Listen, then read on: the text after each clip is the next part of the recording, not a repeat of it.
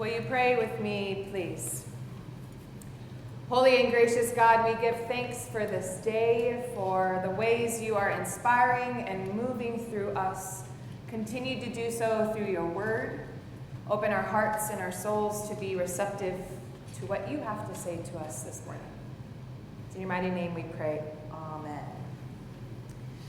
Welcome to Lent, week 4. We are cruising through this wonderful season. Oh no, I forgot to do this with the kids. Oh man. Okay, if you don't know yet, we have a church calendar over here. It is 52 shapes. They're not squares, rectangles, whatever they are. And it tells us what season we're in. And I meant to do this with the kids to change it.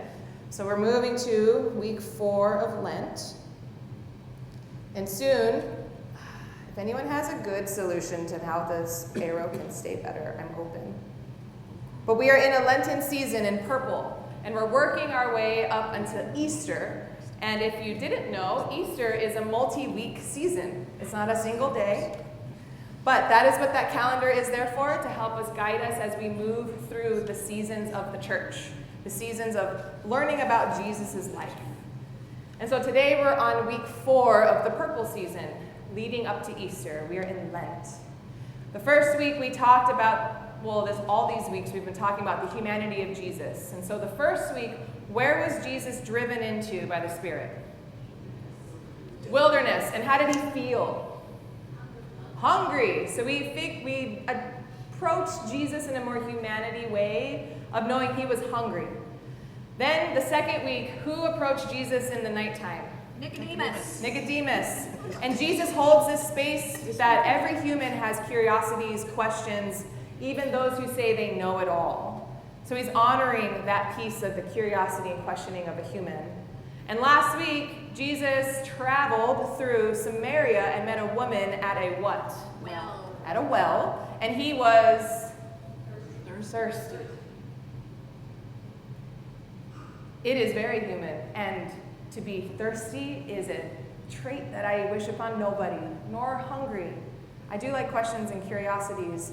But Jesus not only was thirsty, but he was trying and did successfully cross boundaries, social boundaries, religious boundaries, all of these different barriers he crossed so that people could find living water, especially this woman that everyone had written off. We're learning that God does not stand aloof or stand in the background or stand aside from the human experience. God inhabits it. That's exactly why God incarnated God's self, came as a human, to be part of the growth and part of the participation, that we aren't just spiritual projects that need to be healed, to be fixed. It's in fact, God wanted to be part of our lives. And so today, we are reading a gospel story of a blind man. We hear of this wonderful person who has been totally stamped over, trampled over. This person who, frankly, every person is worthy and beautiful. This person was not seen. Could he not only see, but he wasn't seen by anybody. But Jesus comes and he acts as this great disruptor. It's a quiet change. It doesn't happen very quickly, but it really shakes up things, the way that Jesus goes about his interaction with this individual. Here's some context. We have this man who is born blind. I have had many friends who have been born, who have no sight. They were born blind. They interact with the world very differently than the rest of us. One of my good friends who I did a training with in New York, he is completely blind. And when we went to New York, it was the worst experience of his life. If you've ever been to New York City, it is loud. And there is every kind of sound ever happening every single minute of every day. The city was the most uncomfortable place because his sense of hearing was blown out of proportion. He used his hearing to traverse through the world, and he was comfortable doing so. But hearing is such an important piece to this story. So let's see how you hear that thread throughout what I'm going to say. Okay, so back in the first century, if you're born blind, the weight of the ancient world was on you because it wasn't just a medical condition where you had to adjust your senses and be part of the community. It was a social death sentence. To be born blind effectively meant that you were barred from the temple, barred from having a job. You were not a blessing, you were a curse to the community. Back in first century, and actually some people today still believe this theology, that if you were born with a disability, it was a receipt for the sin of your family, specifically parents. It was a visible mark of your moral failure and the failure of generations before you. I have a lot to say about that. We will not dive into it today, but that is really, what's the good word? Bad theology. That is harmful theology. Rabbis at the time would even debate if a child could sin in the womb or if it was the parents' secret sins that were hiding and then visited upon this child and gave them this curse.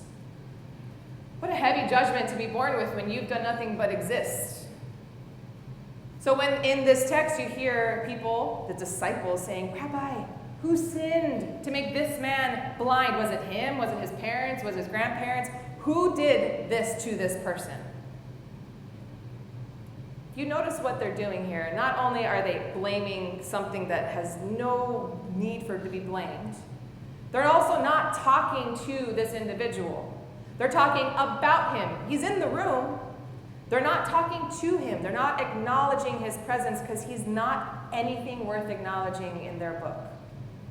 They want the disciples, Jesus, to say, well, there's an origin of evil, and if we look way far back, we can find where the pin dropped and where now everyone else is going to be a problem in that generation, in that family. They want a why. Why is he blind? They're asking for a reason, because if there's a reason, then it can be explained, and if it can be explained, it can be fixed. We come up with reasons all the time as to why someone looks different, acts different, loves different, whatever different. And it's a really big problem that we put on people with our own judgments. A lot of you have been very good at this, the Lenten questions in the narthex. A lot of you have been coming to church and been thinking about them, or looking back at last week or the week prior. This week, when you leave, there's a table on that side, and on the center. This week's question is, what reason does your mind create to explain someone's struggle, to make it their own fault? Oh, well, that person's homeless because they obviously did this. Oh, I've heard people say that before. This person who's homeless is clearly addicted to drugs. This person has no sense of self-worth, so that's why they go and do whatever business that they do. This person is smelly, so therefore they must be really unclean. Any of these sound familiar to maybe your own head or your friends? This person's disabled because fill in the blank. We create reasons that often don't have any clout to them. We're afraid to ask questions. We're afraid to go to people who maybe look or act or see or live differently than us. And we make it because of bad choices or lack of faith, when really all of that math we're creating is not real. We are not problems to be fixed. We are creating reasons to put division between us. And so Jesus comes in and disrupts the why. It doesn't matter why. Are you looking at the who? So he effectively, Jesus, throws out this question of, well, who sinned before this guy? Who sinned? Is it him or his parents? And he says, it doesn't matter. Neither his parents sinned. He is just born this way. And that is okay. He disrupts their theological math, which sometimes we get so torn up about theological math that we forget to see people. The disciples want a formula. They want reason to lead their faith. They want, like a vending machine. You put in your money, you tap in your code, and you get exactly what you asked for. They want it to have a specific result or a sin. But Jesus doesn't play that game, and he says, have you even looked at the man in front of you? Have you seen his face? Have you seen his eyes, that he breathes air like the rest of you? Have you seen that he too gets hungry, and he has questions, and he's thirsty? He replaces their cold, why did this happen, with look at the person standing in front of you. Stop looking for a cause and look at your brother. So that's Jesus tackling the disciples, disrupting their theological math. So Jesus moves to this theory of the dirt, which I love dirt. I love that we have dirt in church, and I love that the kids can touch it. So you too shall go and touch dirt, hopefully today, or mud. But he is looking for something that is a real opportunity for this individual to encounter tangible faith. So think about this humanity moment. We're talking about Jesus' humanity. Jesus goes to dirt, creation, and spits in it. Have you ever thought about Jesus spitting? No? I think about Jack Dawson from the Titanic teaching Rose, whatever her last name is, in that movie, learning how to spit. I don't know if anyone has watched that movie recently. But I think of that so vividly. It's gross. A lot of people don't do it. And if you do it around people who don't like it, you sure will know that they don't like it. Spitting is not an attribute most of us like to do. It's messy, it's earthy, but it's undeniably human. We've all done it in some way or another. But what's cool here is that it's not some magic wand. It's not some magic God juju that Jesus is doing. It is right out of his mouth.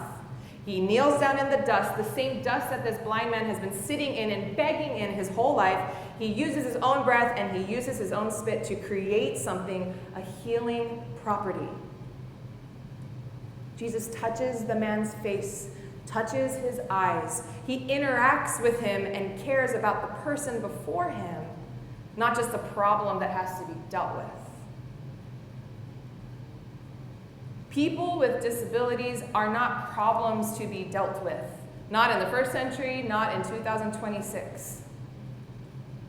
We are brothers and sisters regardless of abilities, regardless of capabilities, because all of us come with our own hindrances. Some of ours are not visible to the eye. Holiness is not dictated by fully formed people. It's not dictated by what you do or do not have. Holiness is found inside, in the heart, in the spirit, in creation. Jesus, by touching his face, restored the humanity of this person, restored not only the sight, but the humanity, and says, I see you. You are worthy. How quickly do we bypass seeing people's spirits and their hearts and who they are as a brother, sister, or sibling? And we are so quick to be scared because differences scare us at heart. They really do.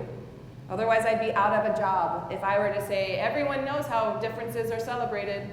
Okay, you would go and be compassionate and we'd have nothing to talk about on Sunday mornings. We have to be reminded constantly that humanity matters first. Relationships matter first. The individual matters first. So when Jesus rubs this mud on him, and the Pharisees then interact with the man who's now can see, I feel like they probably lost their ever-loving minds about this. Because now their theological math is all mixed up. Because this man who was blind, who was easy to walk by, who was just a nuisance at that gate, this guy who was predictable and they could walk over, they could ignore, he wasn't part of any big picture. Now he can see, and now they have to stand up and do something about it. Now they have to care. I don't really like that sight equals needing to be cared about, but that is the system that they're in. This is a glitch in their system. They didn't expect sight to become real for this man. They also didn't expect Jesus really to do much of anything. They thought he was a joke anyway. But Jesus disrupts the rule of religion, not only because he healed someone that was inconvenient and now has to be noticed, but he also, when did he do the healing? Sabbath. On the Sabbath. On the Sabbath. Oh no, we loved our neighbor on the Sabbath day. It's a violation to holiness, according to the Pharisees, to do anything on the Sabbath. Jesus didn't accidentally do this on a Sabbath. That man was there for a long time. Jesus went out of his way on this Sabbath day and said, hey, mercy knows no bounds, holiness knows no bounds, and why on earth does it matter that it's a Saturday or not to heal, to care, to behold a brother? If your religion requires that a man stays blind so he can fit in your schedule, something is off with your schedule. If we're saying we can't celebrate miracles on this day to what, protect a policy? I think your policy needs to change. Jesus is disrupting the Pharisees, and I get so happy about that for some reason. Because they're having to come forward and face their own problems, their own glitches, if you will. Okay, so then the story continues. And the Pharisees interrogate the blind man. What did he do to you? How did he do it? Tell me more. How did this happen? Why did this happen? And without fail, even though they get the truth, they throw the man out. They quiet the status quo. We don't want to deal with him. Let's just get rid of him. Move on. By healing him, he no longer was inconvenient. Jesus changed labels. He wasn't just the blind man anymore, but he was a peer. He was a productive human of this society. There are so many disruptions happening in this story. It's not just Jesus, mud, sight, move on. It's Jesus saying to the Pharisees, to the blind men, to the whole community that people matter most. That this is what matters. Humans. Humans matter. Mothers and fathers and grandmothers and grandfathers, aunts and uncles, children. And so when we put greed or money or any other socioeconomic status or any other status quo ahead of a human, we are doing it wrong. There is no world in which assuming that any kind of ignoring or pushing aside or exile is okay. It's never okay to excuse poor behavior because my religion told me so. Well, my religion tells me I can heal on any day of the week. My religion tells me that I can see people for their worth and not just for what we deem a good reason for them having whatever difference it is. My religion is saying, go and love your neighbor. Don't go out and hurt them and harm them.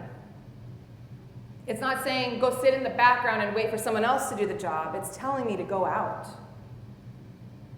My religion is a God who goes to the people, who challenges authority, who sees people that others have walked by 1,000 times, who tells me that my reasoning, my human reasoning for not wanting to do the hard stuff, I need to reflect on that.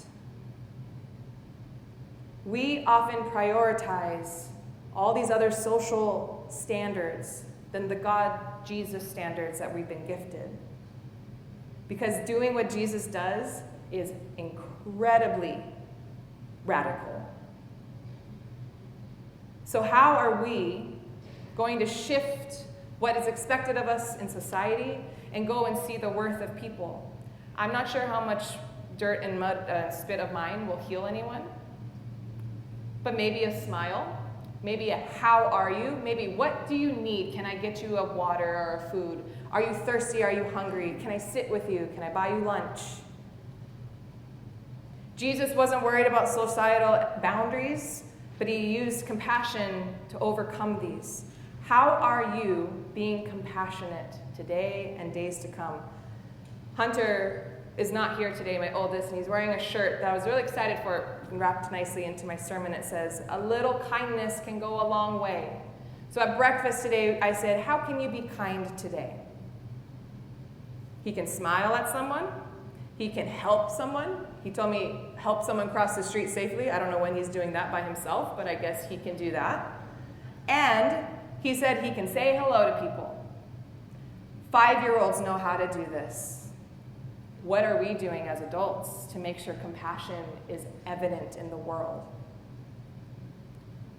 When you see someone, if we have the ability of sight and you see someone, honor them as a sibling, as a brother, a sister. We should be better listeners, better at compassion. Imagine a world where that was the priority, where relationships were the priority. We would be unstoppable, and goodness would overflow at the brim. We have a choice each day to extend radical love or to hoard it for ourselves. Today, tomorrow, and for decades to come, may you go and share the compassion, share the love, and see your neighbor, for they are worthy just like you. Thanks be to God. Amen.